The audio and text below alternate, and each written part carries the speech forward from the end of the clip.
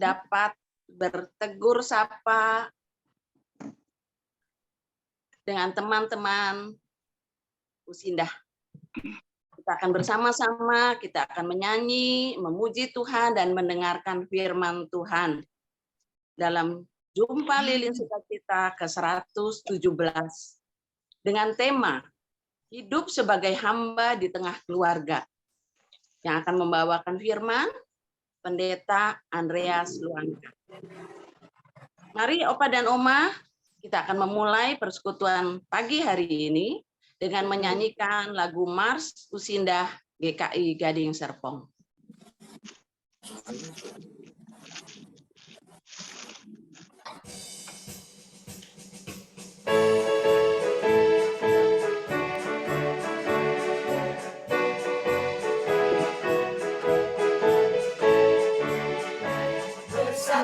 Majulah usia indah, angkat suaramu, muliakan Tuhan. Bangkitlah segera, ayunkan langkahmu, jadi teladan bagi dunia. Usia indah, sukacita senantiasa, tekun berdoa, mengasihi sesama. Usia indah, bersyukur senantiasa, teguh beriman, jadi berkat sesama. Bersatu majulah usia indah, angkat suaramu, muliakan Tuhan. Bangkitlah segera, ayunkan langkahmu, jadi teladan bagi dunia. Usia indah, sukacita senantiasa, tekun berdoa, mengasihi sesama. Usia indah, bersyukur senantiasa, teguh beriman, jadi berkat sesama. Semangatlah, Usindah GKI Gading Serpong.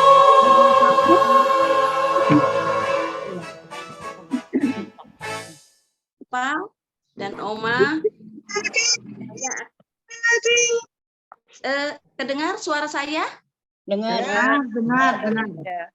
Tapi Saya ada akan membacakan Mazmur yang akan diambil dari Mazmur 37 ayat 37 ayat 1 sampai 9. ayat 1 sampai 9. Ya, Dan Opa dan Oma yang tante, Om yang sudah menyiapkan Alkitab, kita baca bersama-sama ya. Mazmur 37 ayat Mazmur 37 ayat 1 sampai 9. Ya, saya bacakan ya. Kebahagiaan orang fasik semu. Dari Daud. Jangan marah karena orang yang berbuat jahat. Jangan iri hati kepada orang yang berbuat curang. Sebab mereka segera lisut seperti rumput dan layu seperti tumbuh-tumbuhan hijau. Percayalah kepada Tuhan dan lakukanlah yang baik. Diamlah di negeri dan berlakulah setia. Dan bergembiralah karena Tuhan, maka Ia akan memberikan kepadamu apa yang diinginkan hatimu. Serahkanlah hidupmu kepada Tuhan dan percayalah kepadanya, dan Ia akan bertindak. Ia akan memunculkan kebenaranmu seperti terang dan hakmu seperti siang. Berdiam dirilah di hadapan Tuhan dan nantikanlah Dia. Jangan marah karena orang yang hasil dari padanya, karena orang yang melakukan tipu daya. Berhentilah marah dan tinggalkanlah panas hati itu. Jangan marah, itu hanya membawa kepada kejahatan. Sebab orang-orang yang berbuat jahat akan dilenyapkan. Tetapi orang-orang yang menanti-nantikan Tuhan akan mewarisi negeri. Ayat Mazmur yang sudah saya bacakan.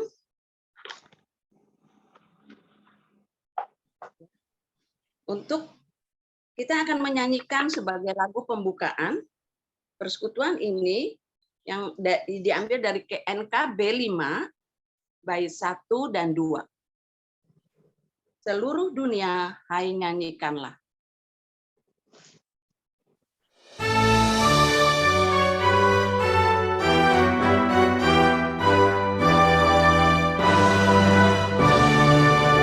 Seluruh dunia, hai nyanyikanlah Kau Allahku.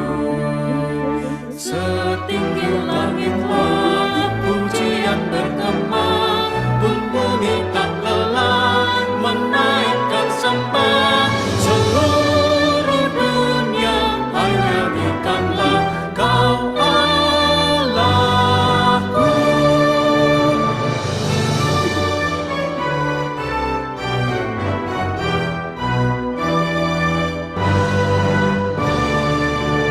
Seluruh dunia, hai nyanyikanlah Kau Rajaku. Gereja bermazmur penuh dengan syukur, khususnya hatimu memuji tak jemu. Seluruh dunia, hai nyanyikanlah Kau Rajaku.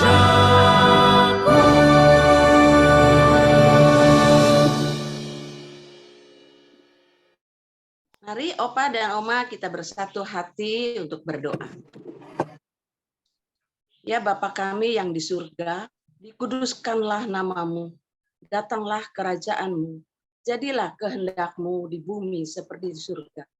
Terima kasih Tuhan atas penyertaan-Mu, hingga hari ini kami masih diberi kesempatan untuk bersama-sama mengikuti jumpa lilin sukacita.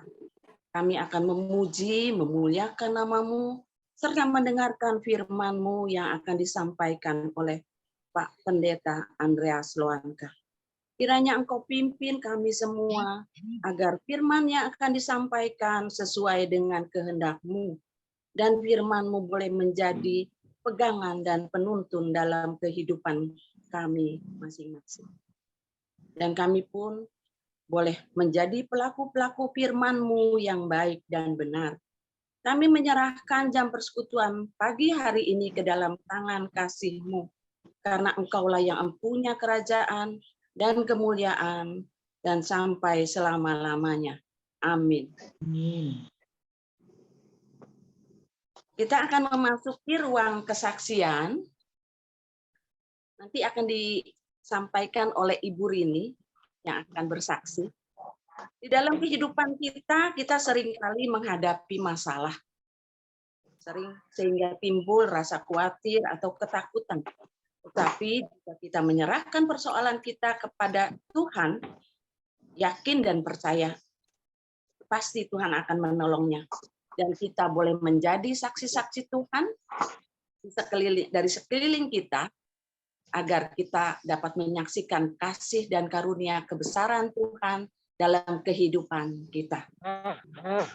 Oke, penghantar kesaksian, kita akan menyanyikan lagu dari KJ 367, bait 1 dan 3.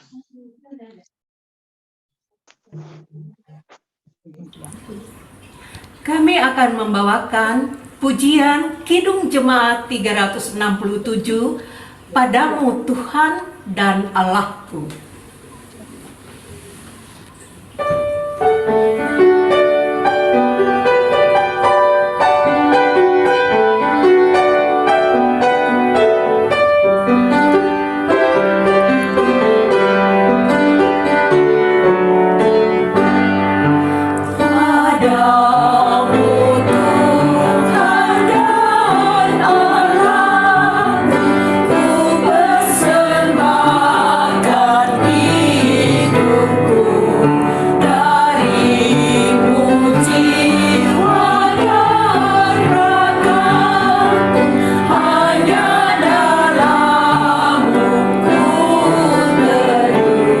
Hatiku yang engkau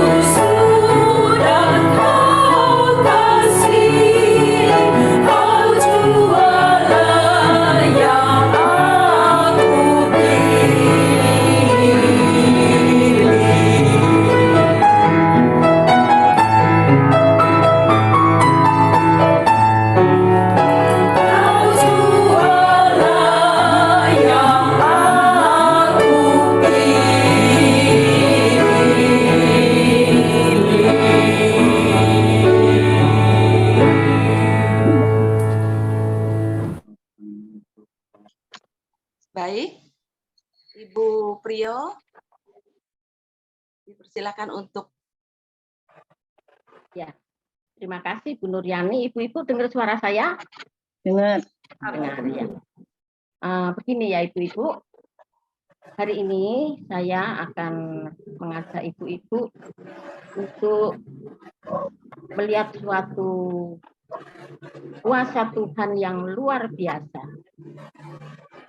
Di mana ini akan saya bagikan kepada Ibu-ibu, supaya Ibu-ibu juga mendengarkan cerita yang saya kisahkan ini.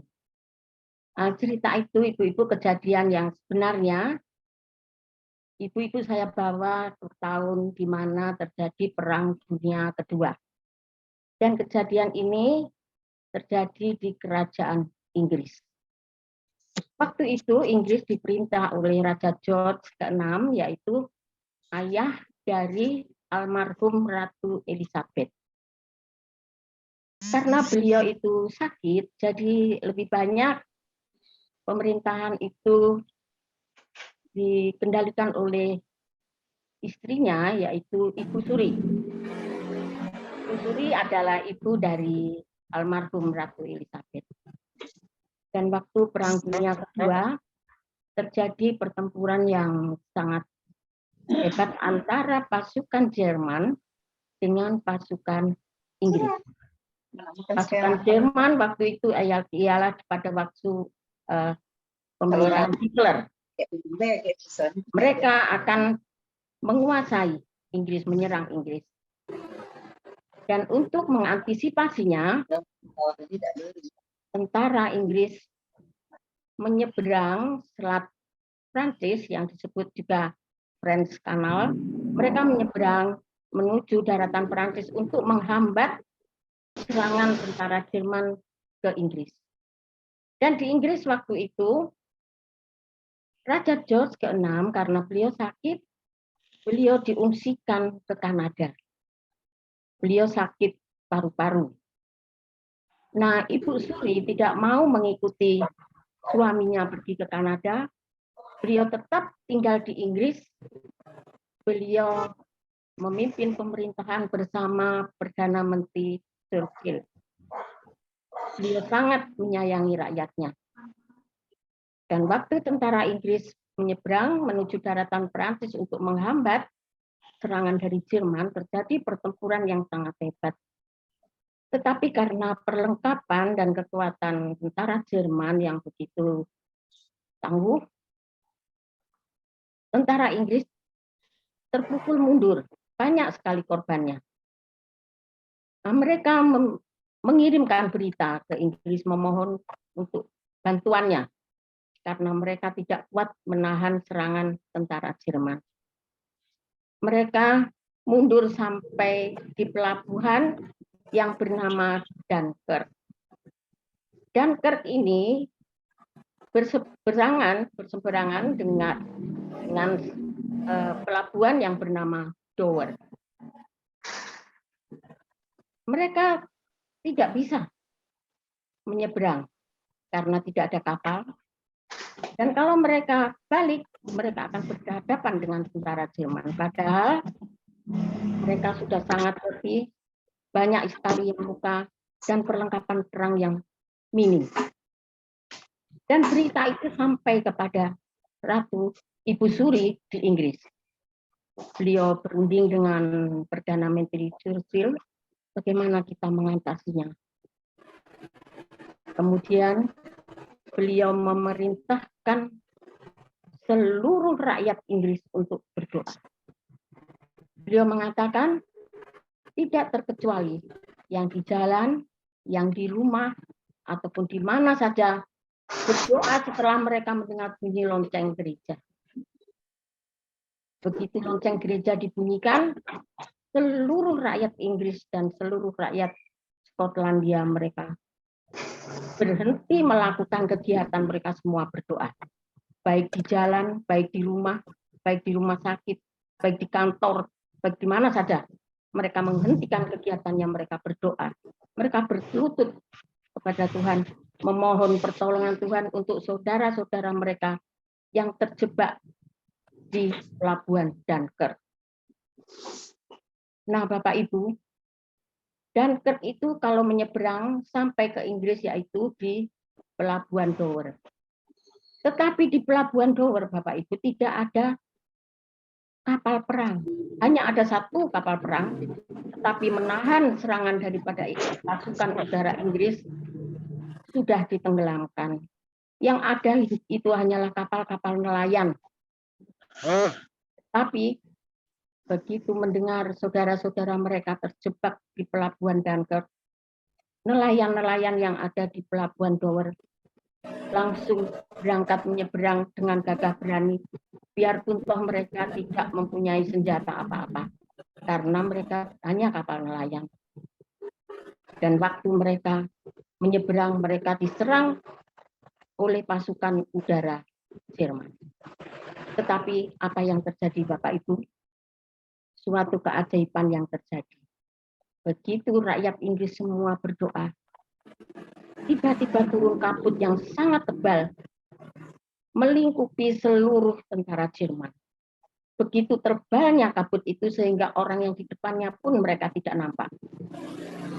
Sehingga mereka berhenti melakukan serangan dan mereka menghentikan serangan itu karena adanya kabut yang begitu tebal. Nah, di Pelabuhan Dover, nelayan-nelayan membawa kapalnya menyeberang menuju Dunkirk untuk menyelamatkan saudara-saudara mereka yang terjebak di sana. Biarpun mereka ditembakin oleh pesawat udara Jerman.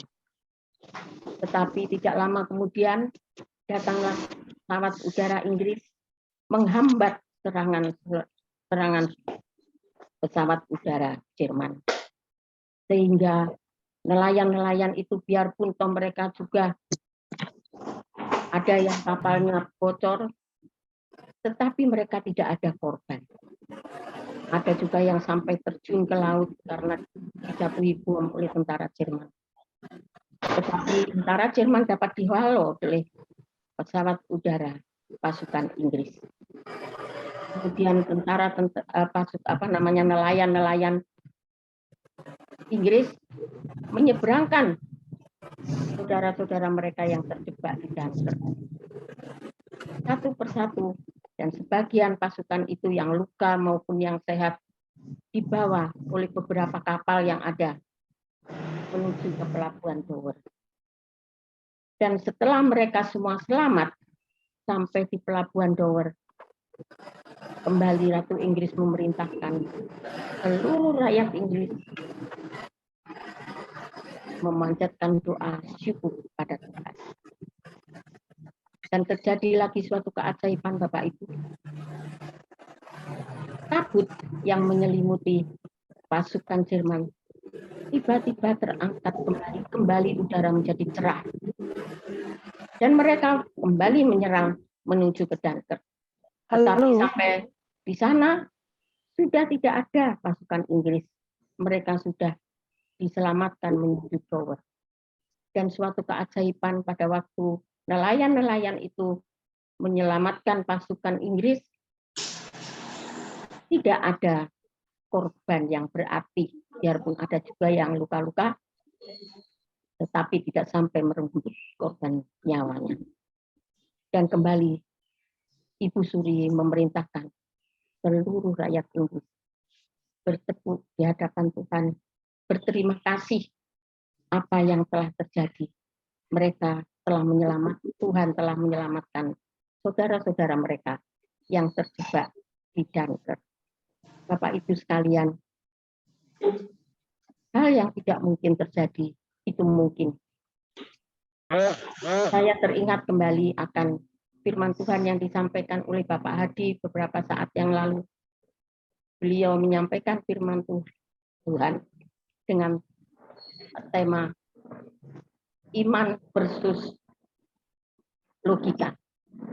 Secara logika, tentara Inggris pasti akan dibantai oleh tentara Jerman. Tetapi secara iman, mereka terselamatkan sampai kembali ke Inggris. Dan itu semua adalah kuasa Tuhan, keajaiban Tuhan. Karena apa? Karena mereka semua berlutut memohon kepada Tuhan untuk keselamatan saudara-saudara mereka yang terjebak di Dunkirk. Bapak Ibu, secara logika kita tidak mungkin akan selamat, tentara Inggris tidak akan selamat. Tetapi secara iman mereka telah terselamatkan. Demikian juga dengan keadaan kita di Indonesia saat ini. Beberapa saat yang lalu selama 2,5 tahun kita mengalami pandemi COVID-19. Saya rasa mungkin seluruh dunia, seluruh bangsa berdoa memohon kepada Tuhan. Dan ternyata Tuhan memberikan kepada kita sedikit demi sedikit pandemi ini bisa kita lewati. Dan pada beberapa saat kita sudah boleh bersama-sama berbakti, memuliakan Tuhan di Gria Kasih, biarpun belum setiap minggu. Bapak Ibu, itu semua adalah kuasa Tuhan yang luar biasa kepada kita semua. Seperti yang telah Tuhan berikan kepada rakyat Inggris pada waktu Perang Dunia Kedua. Secara logika tidak mungkin, tetapi secara iman itu semua terjadi. Terpujilah nama Tuhan. Terima kasih Bapak Ibu. Saya kembalikan kepada Ibu Nuryani. Amin, amin, amin. Amin.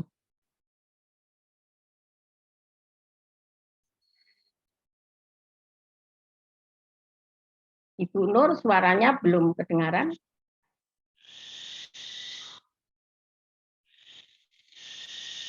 Terima kasih Ibu Priyo. Terima kasih Atas kembali. menyampaikan kesaksiannya. Allah kita Allah yang luar biasa. Ya. Untuk itu kita akan lanjut untuk pemberitaan firman. Untuk menyambut pemberitaan firman, kita akan menyanyikan lagu dari KJ 451 bait 1 dan 2.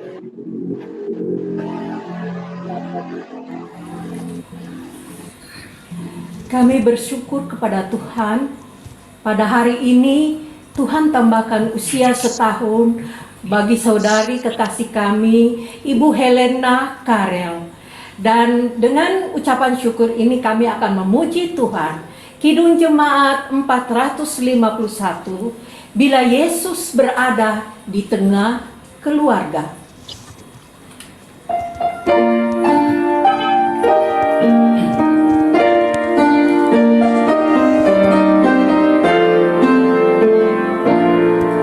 Bila Yesus berada di tengah keluarga, bahagialah kita, bahagialah kita.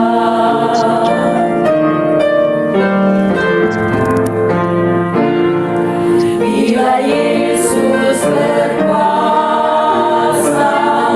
di tengah keluarga, pasti kita bahagia, pasti kita bahagia.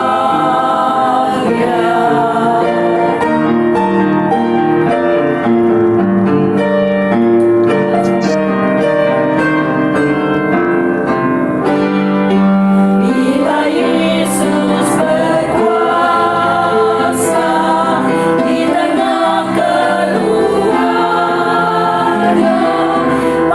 tengah keluarga, pasti kita bahagia, pasti kita bahagia. Pasti kita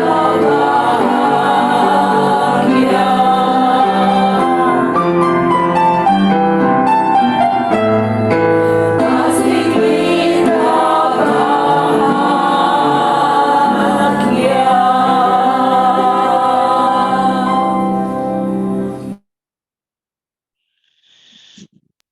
Persilakan untuk Pak Pendeta Anda. Ya, terima kasih Bu Nuryani. Ya, selamat pagi Bapak Ibu, saudara-saudara semua. Kita bersyukur hari ini dapat bersekutu ya lewat jumpa.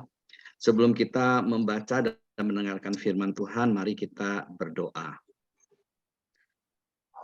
Tuhan Allah Bapa kami di surga, terima kasih Tuhan untuk kesempatan pada pagi hari ini kami boleh bersekutu, kami boleh berjumpa melalui Zoom bersama-sama memuji memuliakan Tuhan, mendengarkan kesaksian, mendengarkan firman Tuhan, berdoa bersama-sama. Kami bersyukur kepada Tuhan. Dan pada saat ini kami hendak membaca dan mendengarkan firman-Mu. Biarlah Tuhan tolong kami agar kami dapat mengerti firman Tuhan untuk kami pegang dan lakukan dalam hidup ini. Dalam nama Tuhan Yesus kami berdoa. Amin. Ya. Saya akan bacakan firman Tuhan dari Injil Lukas pasal 17 mulai ayat yang kelima sampai ayat yang ke 10. Lukas 17 ayat 5 sampai 10. Lalu kata rasul-rasul itu kepada Tuhan, tambahkanlah iman kami. Jawab Tuhan, kalau sekiranya kamu mempunyai iman seperti biji sesawi saja, kamu dapat berkata kepada pohon ara ini, terbantunlah engkau dan tertanamlah di dalam laut, dan ia akan taat kepadamu. Siapa di antara kamu yang mempunyai seorang hamba yang membajak atau menggembalakan ternak baginya, akan berkata kepada hambanya itu setelah ia pulang dari ladang, mari segera makan. Bukankah sebaliknya ia akan berkata kepada hambanya itu, sediakanlah makananku, ikatlah pinggangmu dan layani aku sampai selesai aku makan dan minum. Dan sesudah itu engkau boleh makan dan minum. Adakah ia berterima kasih kepada hamba itu karena hamba itu telah melakukan apa yang ditugaskan kepadanya? Demikian jugalah kamu, apabila kamu telah melakukan segala sesuatu yang ditugaskan kepadamu, hendaklah kamu berkata, kami adalah hamba-hamba yang tidak berguna. Kami hanya melakukan apa yang kami harus lakukan. Demikianlah firman Tuhan. Kita akan bersama merenungkan firman Tuhan ini. Minta tolong Pak Kelvin.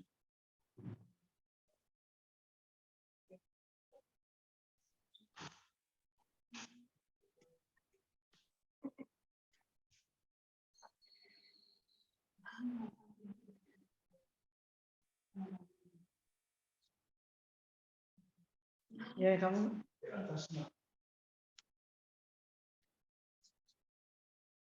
Nih. Saudara, mana yang lebih enak menjadi hamba atau menjadi tuan?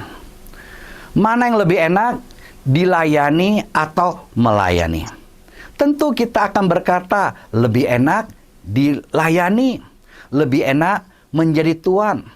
Tetapi Tuhan memberi contoh teladan bagi kita bahwa Dia datang untuk melayani. Dia datang sebagai hamba. Tuhan Yesus mengatakan bahwa Dia datang bukan untuk dilayani, melainkan untuk melayani dan memberikan nyawanya menjadi tebusan bagi banyak orang.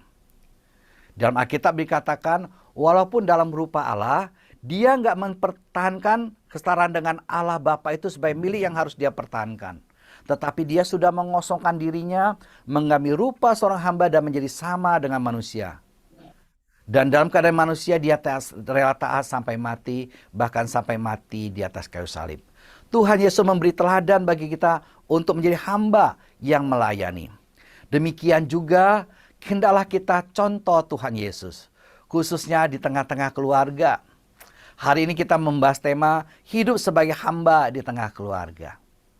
Bagaimana kita dapat hidup sebagai hamba di tengah keluarga?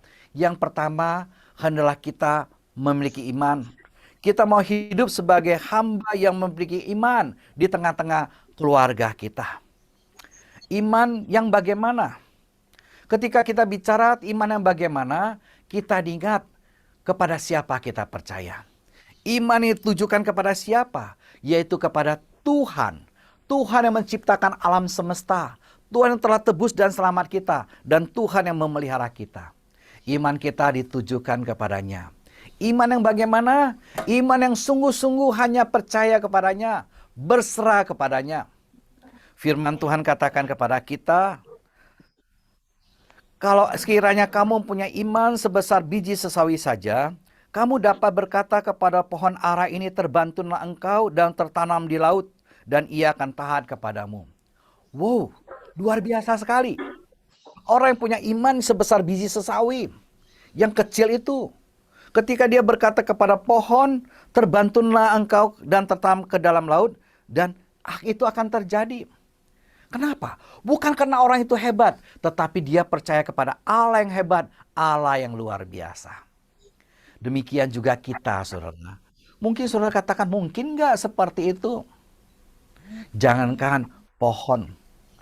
Bagi orang yang beriman, sebesar biji sawi, Tuhan Yesus katakan dia dapat berkata kepada gunung, ya terbantunlah, tertanamkanlah, juga bisa dilakukan. Apakah itu bisa terjadi? Oh, nggak ada yang mustahil bagi Tuhan. Pada abad ke-10, hal ini sungguh terjadi. Ketika saya ke Israel, kami mampir ke Mesir, dan ketika di Kairo kami sempat pergi ke suatu gereja, namanya Gereja Sampah. Rupanya gereja sampah ini karena dia memang terletak satu desa, banyak sekali orang bekerja untuk mengumpulkan sampah, banyak orang buang sampah juga di sekitar itu, ya, sehingga gereja itu sebagai gereja sampah. Gereja itu besar sekali. Begitu dari luar memang kelihatannya biasa, tapi begitu masuk luar biasa, sangat besar, dan bisa menampung 2.000 orang. Gereja itu bagus sekali, ya. Tapi kenapa gereja ini bisa begitu besar? Ternyata itu ada suatu mujizat, ya, yang Tuhan izinkan terjadi. Pada abad ke-10, bahwa Kairo, Mesir sudah dikuasai oleh kekhalifahan. Pada saat itu ada seorang khalifah yang bernama Ibnu Kilis. Dia mendengar ada orang mengatakan di dalam Alkitab, di dalam Matius pasal yang ke-17 ayat 20, dikatakan ya, bahwa kalau kita punya iman sebesar biji sesawi, kita dapat berkata kepada gunung, pindah dari tempat ini ke sana, maka gunung ini akan pindah dan takkan ada yang mustahil bagimu. Ya. Saudara mengatakan apakah itu benar? Dia tanya kepada orang Kristen, bahkan kepada Paus. Ya. Kalau ini nggak benar, bahkan orang Kristen itu bohong. Dia bahkan akan menganiaya orang Kristen. Ya. Pada saat itu Paus bergumul. Ya. Akhirnya singkat cerita, Paus dalam mimpinya, Tuhan berkata bahwa untuk menyelamatkan orang Kristen, dia harus mencari seorang yang bernama Simon the Tanner, seorang penyamak kulit yang membawa kendi. Ya. Ya. Maka dia cari, akhirnya bertemu dengan Simon dan mengatakan, engkau adalah orang yang ditunjuk oleh Allah itu. Ya. Dan diajak Simon berdoa bersama-sama. Saudara, apakah itu bisa terjadi? Kita mengatakan kalau engkau punya iman sebesar biji sawi, kamu dapat berkata kepada gunung ini pindah, dan dia akan pindah, nggak ada yang mustahil bagimu. Itu Alkitab katakan. Tapi khalifah itu mengatakan kalau ini nggak bisa terjadi, kamu nggak bisa memindahkan gunung Mukatam ini, maka orang Kristen pasti berbohong dan orang Kristen akan dianiaya. Mereka terus bergumul, mereka berdoa. Apa yang terjadi pada saat Simon berdoa, terjadi suatu goncangan hebat, suatu gempa. Dan pada saat itulah gunung itu berpindah. Gunung Mukatam itu yang tadinya ada di tengah kota berpindah kira-kira 3 km dari tempat itu. Semua orang ketakutan. Orang Kristen memuji Tuhan atas kebesaran Allah.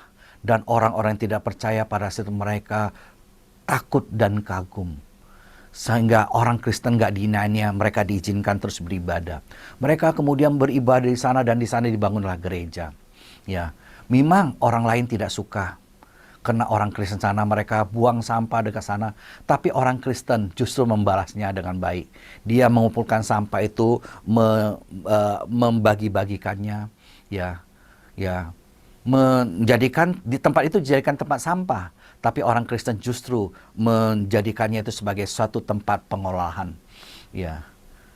Tempat itu dari luar memang kelihatan kumuh. Tapi disitulah Tuhan bekerja. Saudara kekasih, bagi kita sebagai orang percaya, kita harus menjadi hamba yang beriman kepada Tuhan dengan iman yang sungguh. Kita tahu bahwa tiada yang mustahil bagi Tuhan. Kita mau dengan iman yang sungguh percaya kepadanya. Di dalam keluarga bisa menghadapi masalah, problema. Tapi semua masalah kita bawa kepada Tuhan. Jangan kita pikul sendiri. Diceritakan ada seorang petani yang dia membawa hasil tanaman dengan dipikul. Berat sekali. Tapi pada saat itu ada seorang yang membuat truk lewat, ya kebetulan truknya kosong. Dengan rendah hati, dengan baik hati dia berkata kepada Pak Tani, "Pak, mau nggak saya bantu? Ayo naik ke atas truk." Petani itu naik ya. Tetapi pikulannya itu masih tetap dia pikul. Masih kesusahan ya. Orang itu ketika berhenti dia lihat petani itu masih kecapean. Dia katakan, "Pak, kok capek sekali?" "Iya, karena aku sungkan ya. Engkau sudah mengizinkan saya naik, saya nggak mau membebani dengan beban saya lagi, dengan pikulan saya." Orang itu katakan, "Udah letakkan aja, Bapak pikul atau Bapak letakkan sama saja." Maka dia meletakkannya, dia bisa santai di dalam truk. Saudara, kita mungkin bisa seperti petani itu, kita percaya kepada Tuhan yang luar biasa, tetapi beban kita pikul sendiri. Pada hari ini, apapun masalahmu, apapun kesulitanmu, serahkan kepada Tuhan.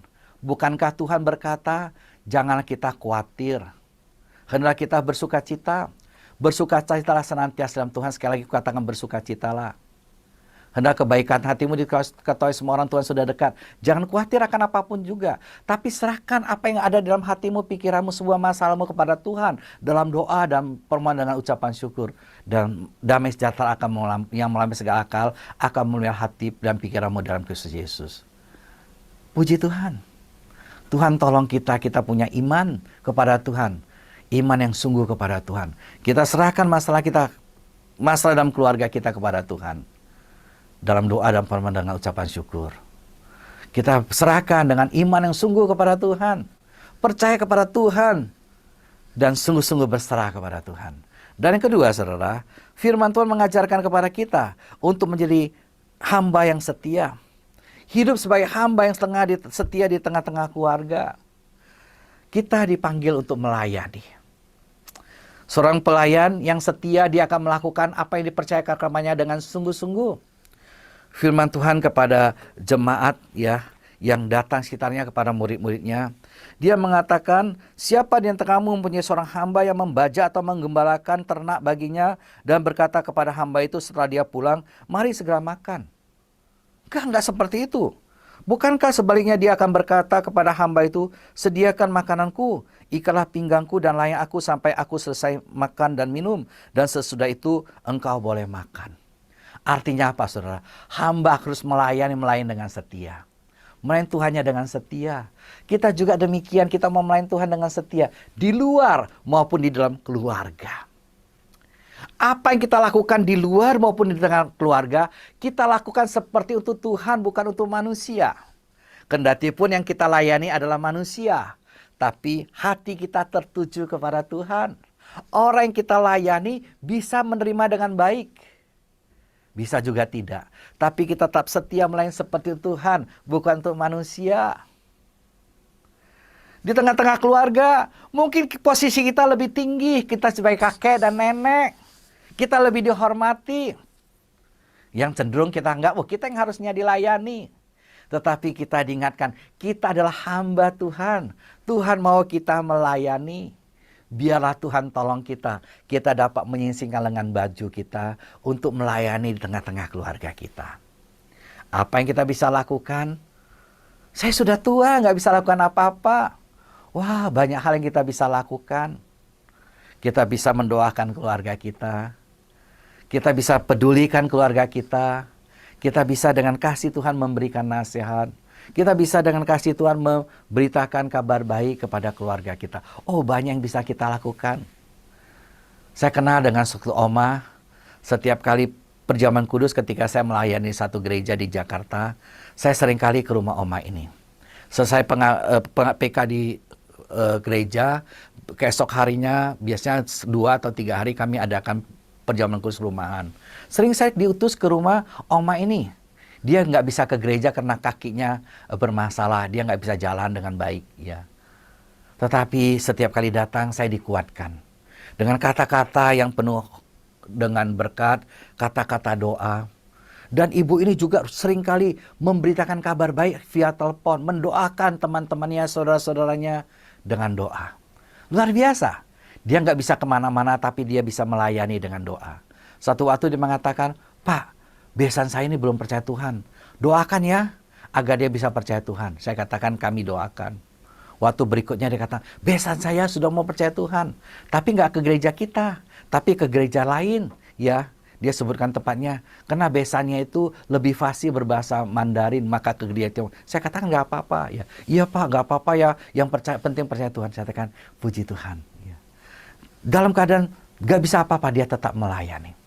Saudara, Tuhan juga bisa pakai kita. Opa, oma, dan saudara-saudara melayani sesuai dengan keadaan kita, kondisi kita. Kita lakukan pelayanan di keluar dan tengah keluarga seperti Tuhan, bukan untuk manusia. Dan yang terakhir, saudara, biarlah sebagai hamba Tuhan, kita mau menjadi hamba Tuhan yang rendah hati. Apapun yang kita lakukan, bukan untuk kebesaran, bukan untuk pujian diri, tapi kita lakukan dengan rendah hati. Seperti Tuhan Yesus katakan, adakah ia berterima kasih kepada hamba itu karena hamba itu telah melakukan apa yang ditugaskan kepadanya? Demikian jugalah kamu. Apabila kamu telah melakukan segala sesuatu yang ditugaskan kepadamu, hendaklah kamu berkata, kami adalah hamba-hamba yang tidak berguna. Kami hanya melakukan apa yang kami harus lakukan. Kami adalah hamba-hamba yang tidak berguna. Kami hanya melakukan apa yang kami harus lakukan. Saudara, satu hal yang luar biasa. Hamba itu sudah melakukan banyak perkara. Dia sudah melakukan di ladang, membajak, menggembalakan domba. Di rumah dia sudah melakukan banyak hal, melakukan untuk Tuhannya. Tetapi dia sadar siapa dia. Dia adalah hamba. Dia mengatakan, aku ini hanya hamba yang tidak berguna. Kami hanya melakukan apa yang kami harus lakukan. Suatu hal yang luar biasa. Ada kerendahan hati. Biarlah kita juga diingatkan seperti itu. Kita ini adalah hamba-hamba Tuhan. Kita hanya melakukan apa yang harus kita lakukan. Bukan untuk pujian untuk diri. Tapi segala hormat puji hanya kita kembalikan kepada Tuhan. Sebab segala sesuatu adalah dari Dia, oleh Dia, dan kepada Dia. Bagi Dialah kemuliaan sampai selama-lamanya. Dan karena itu kita mempersembahkan hidup kita, tubuh kita. Sebagai persembahan hidup yang kudus dan berkenan kepada Allah. Karena kita tahu itu ibadah yang sejati. Apapun yang kita lakukan, kita makan, minum, atau melakukan sesuatu, kita lakukan semua itu untuk kemuliaan Tuhan. Puji Tuhan, bukan untuk hormat diri kita. Demikian juga kita satu dan lain, bukan untuk cari puji-puji yang sia-sia, cari kepentingan sendiri, enggak. Tapi kita mau dengan rendah hati yang seorang menganggap yang lain lebih utama. Tidak hanya cari kepentingan sendiri, tapi kepentingan orang lain juga. Semua itu kita lakukan dengan rendah hati. Di tengah keluarga juga demikian. Mungkin opa oma saudara-saudara sudah melakukan banyak perkara. Tapi kita tahu apa yang kita lakukan itu adalah satu yang baik. Yang memang Tuhan tugaskan. Gak perlu kita banggakan. Tapi segala hormat kita kembalikan kepada Tuhan. Kita tetap melakukan yang terbaik untuk kemuliaan Tuhan. Dihargai orang atau tidak hargai orang, gak apa-apa. Yang penting yang aku lakukan adalah baik untuk kemuliaan Tuhan. Segala hormat kemuliaan saya kembalikan kepada Tuhan. Saya nggak mau sakit hati. Kita tetap setia melayani. Melayani sampai akhir. Bila Tuhan tolong, hari ini kita membahas tema hidup sebagai hamba di tengah keluarga. Kita mau menjadi hamba Tuhan di tengah keluarga kita. Hamba yang beriman, hamba yang setia, hamba yang rendah hati di tengah-tengah keluarga. Tuhan berkati firman-Nya. Amin.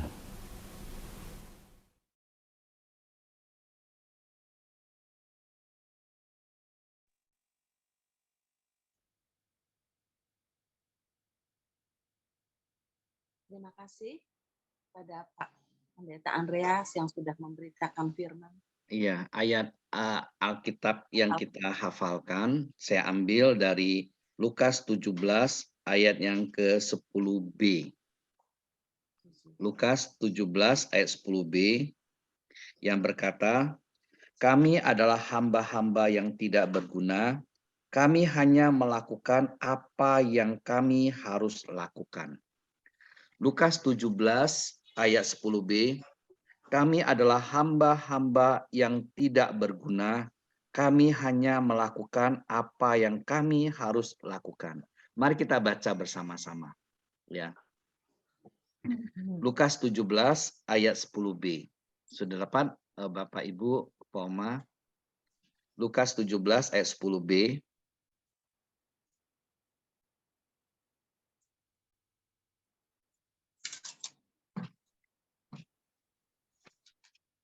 Kita baca 1, 2, ya. Kami adalah hamba-hamba yang tidak berguna. Kami hanya melakukan apa yang kami harus lakukan. Lukas 17 ayat 10b. Sekali lagi ya. Kami adalah hamba-hamba yang tidak berguna. Kami hanya melakukan apa yang kami harus lakukan. Lukas 17 ayat 10b. Ya. Puji Tuhan ya. Saya serahkan kembali ke Bu Yani. Baik, mungkin dilanjut untuk doa syafaat, Pak.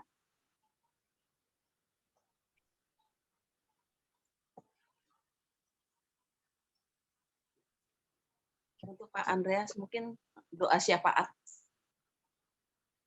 Oke. Kita sama-sama berdoa ya.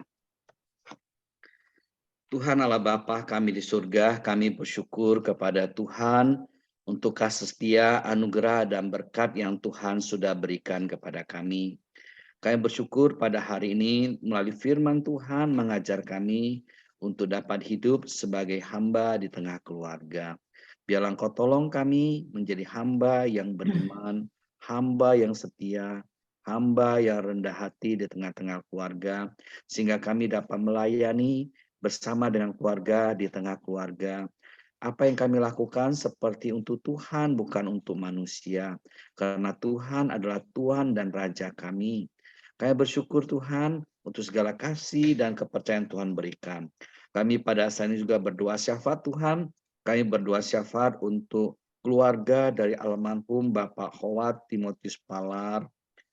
Kami mohon biarlah Engkau memberkati Tuhan keluarga ini. Keluarga dari Pak Yandi dan juga Ibu Hahongi.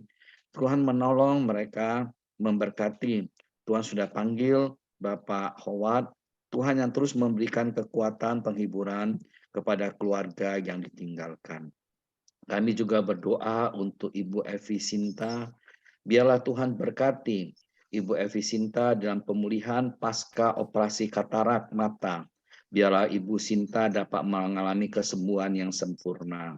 Kami mohon biarlah Engkau tetap memberkati Ibu Sinta dan juga keluarga.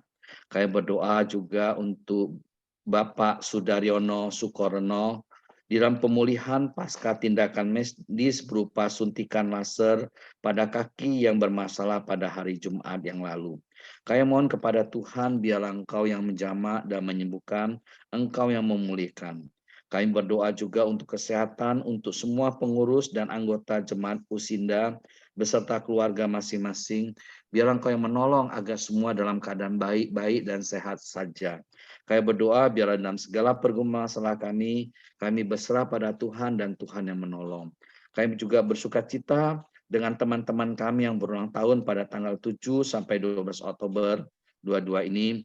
Kami berdoa untuk Ibu Tung Lianyo, Ibu Susan Halim, Ibu Helena Karel, Ibu Linawati Sasminta. Kami mohon kepada Tuhan biarlah Engkau memberkati agar di dalam ulang tahun ini pun mereka tetap dipenuhi dengan kasih sukacita di dalam Tuhan dan terus dapat bertumbuh dalam iman, pengharapan, dan kasih di dalam Tuhan. Biarlah Engkau memberkati dalam seluruh hidup dan juga pelayanan dan juga keluarganya. Kami berdoa juga untuk setiap kami yang hadir dalam persekutuan pada hari ini. Engkau yang tahu segala keadaan kami, pergumulan kami, kebutuhan kami. Biarlah Engkau berkati kami satu demi satu sesuai dengan kasih karunia-Mu ya Tuhan. Dengarlah doa kami yang kami panjatkan dalam Kristus Yesus Tuhan kami. Amin. Terima kasih Pak Andreas. Terima kasih, Bu. Terima kasih Pak Andreas. Persekutuan pagi hari ini akan usai. Untuk kita akan menyanyikan dari PKJ 185. Tuhan mengutus kita ke dalam dunia.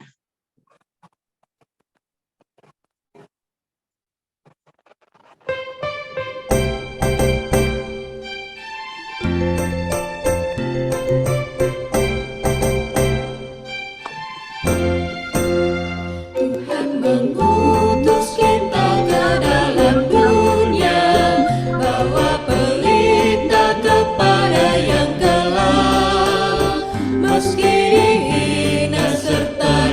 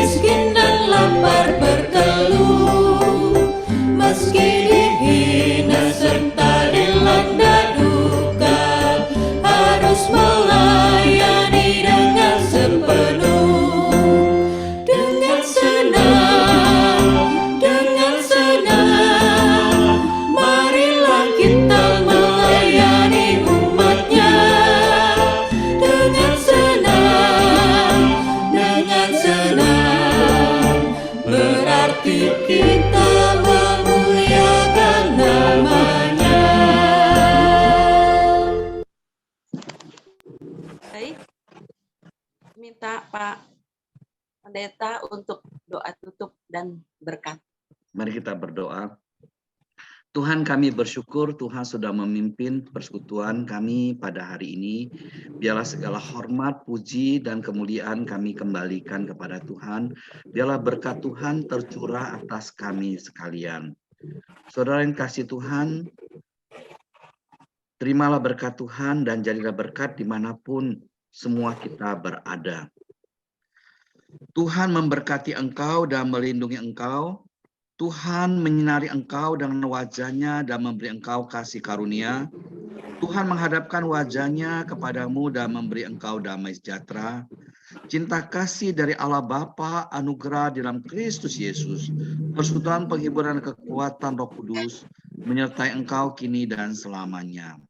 Amin. Terima kasih Pak. Terima kasih Pendeta Andrea Terima kasih, untuk Pak Andrea. pelayanannya. Ibu Nur, terima kasih. Pak Pendeta Andrea. Untuk pengertian. Pak Pendeta. Tuhan berkati Bapak. Terima kasih. Ya, Tuhan berkati terima semuanya. kasih. Tuhan berkati Pak Andreas.